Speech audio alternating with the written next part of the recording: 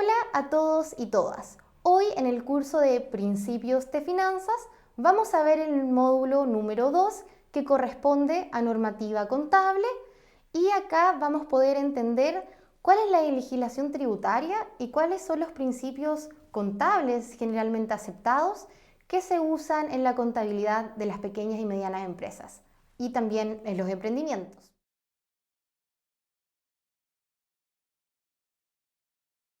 Primero vamos a ver los principios contables generalmente aceptados. ¿Qué son? Existen ciertos supuestos y principios contables que son reconocidos o aceptados internacionalmente. Es por eso que a estos principios se le llama principios contables generalmente aceptados y también se conoce por su acrónimo PCGA. Estos principios incluyen todas las convenciones, reglas, procedimientos que juntos constituyen la práctica contable aceptada en un momento dado. ¿Cuáles son estos principios contables generalmente aceptados? Estos principios podemos separarlos en dos grupos: los postulados o principios básicos, donde encontramos el concepto de equidad, y los principios generales. Dentro de los principios generales encontramos tres nuevos grupos: los supuestos derivados del ambiente económico, donde encontramos conceptos como entidad, bienes económicos, cuantificación y moneda. El segundo grupo son los principios para cuantificar las operaciones, donde encontramos conceptos como costo histórico, partida doble, entidad en marcha, devengado y periodo de tiempo. Y el tercer grupo son los principios aplicables a los estados financieros, donde encontramos conceptos como objetividad, importancia relativa, uniformidad, revelación suficiente y criterio prudencial. Sin embargo, en este módulo vamos a ver los principios contables generalmente aceptados más importantes, comenzando con el concepto entidad contable. Los estados financieros se refieren a entidades económicas específicas que son distintas al dueño, emprendedor o dueños de la misma. El segundo concepto es el concepto de bienes económicos. Los estados financieros se refieren a hechos, recursos y obligaciones económicas susceptibles de ser valorizadas en términos económicos. El tercer concepto es moneda. La contabilidad mide en términos monetarios, lo que permite reducir todos sus componentes heterogéneos a un común denominador, que es la moneda, que puede ser peso, dólar o el término monetario que utilice nuestra empresa. El cuarto concepto que vamos a ver es el de dualidad económica. Este concepto es muy importante porque la estructura de la contabilidad descansa en esta premisa de partida doble y está constituida por recursos disponibles para el logro de los objetivos que se establecieron como meta y fuentes que entregan los recursos para poder obtener estos beneficios. Es decir, toda empresa debe tener lo mismo que debe, como lo veremos en los siguientes módulos, con la ecuación fundamental de la contabilidad. El quinto concepto que vamos a ver es el concepto de devengado. La determinación de los resultados de operación y la posición financiera debe tomar en consideración todos los recursos y obligaciones del periodo, aunque estos no hayan sido percibidos o pagados. ¿Por qué? Porque nos interesa reconocer los costos y gastos en el periodo donde tuve sus respectivos ingresos, para poder tener un mayor orden y control. Y el sexto concepto que vamos a ver hoy día es el concepto de periodo de tiempo. Los estados financieros resumen la información relativa a un periodo determinado de tiempo, los que son conformados por el ciclo normal de operación de la entidad, por requerimientos legales u otros. Usualmente, un periodo de tiempo puede ser anual, semestral, trimestral o mensual, dependiendo de los requerimientos que tenga nuestra empresa o emprendimiento.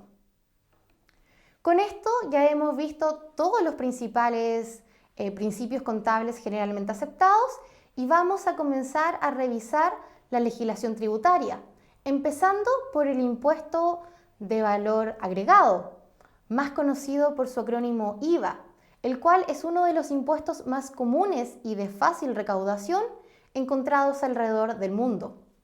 En Chile representa un cargo de 19% sobre un bien o un servicio entregado, es decir, el vendedor incorpora este IVA a la transacción comercial y por lo tanto el precio del bien o servicio aumenta debido a este impuesto, como lo veremos en un ejemplo en unos instantes.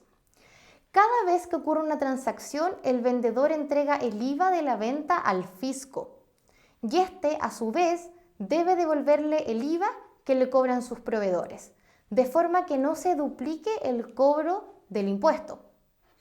Para entender mejor estos conceptos, vamos a revisar los dos tipos de IVA que existen: el IVA débito fiscal y el IVA crédito fiscal.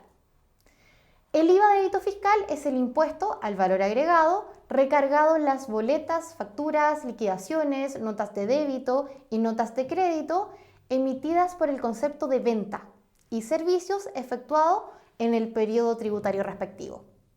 Por otro lado, el IVA crédito fiscal es el impuesto soportado, entre otros documentos, en las facturas de proveedores, facturas de compra, notas de débito y de crédito, recibidas que acrediten las adquisiciones o la utilización de servicios efectuados en un periodo tributario respectivo.